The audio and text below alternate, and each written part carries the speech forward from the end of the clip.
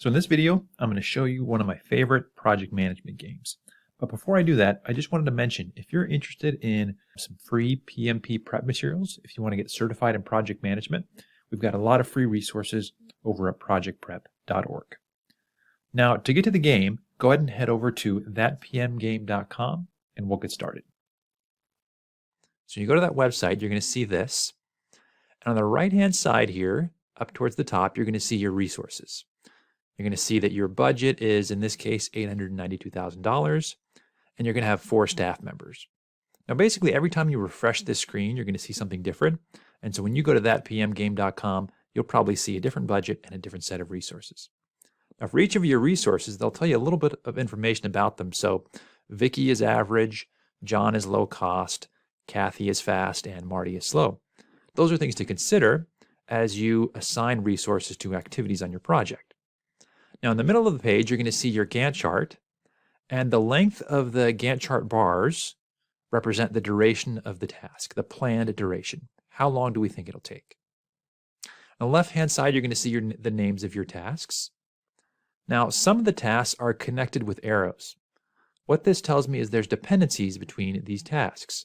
So this first task has to complete before this fourth task starts. There's some dependencies there. Now, the second and third task aren't dependent on anything else, so we can proceed as is. We don't have to worry as much about these. We've got some float available to us, some flexibility. Now, with the tasks that have the arrows assigned to them, we call this our critical path. This is basically the longest path through the project. And if any of these tasks get delayed, the entire project gets delayed, so we have to watch these fairly closely. Now, all the way on the right-hand side here, we're going to see different drop-downs available to us to assign resources to our project. Now, as I look at this, for the critical path activities, calibrate the contraption, test the gizmo, and realign the doodad, I want to put one of my better resources on it so that I ensure these get completed on time. So I know that Kathy is fast, and so what I may do is assign Kathy to these 3 activities. Now, for my other 2 tasks, I have some flexibility, some float, so if they get delayed a little bit, it'll be okay. It won't delay the entire project. So what I may want to do is use John for one of those resources, or at least one of those tasks. I know that he's low cost. And then I could use maybe Vicky, who's average, for another one of them. Now, I'm not sure that I want to use Marty because Marty's slow. I could use Marty on one of the tasks that are not on the critical path, but I won't do it at this time.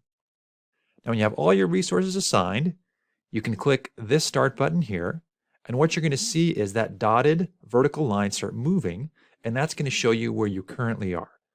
And as your work proceeds, you're going to see dark lines fill in each of the Gantt bars, and that's going to show you how much work has actually been completed. So go ahead and click Start, and I now see my dotted line move, and the line in my Gantt charts move as work gets completed.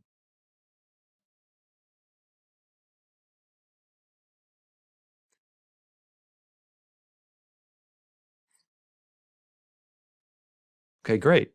It looks like my project completed a little bit earlier than anticipated, and it finished under budget.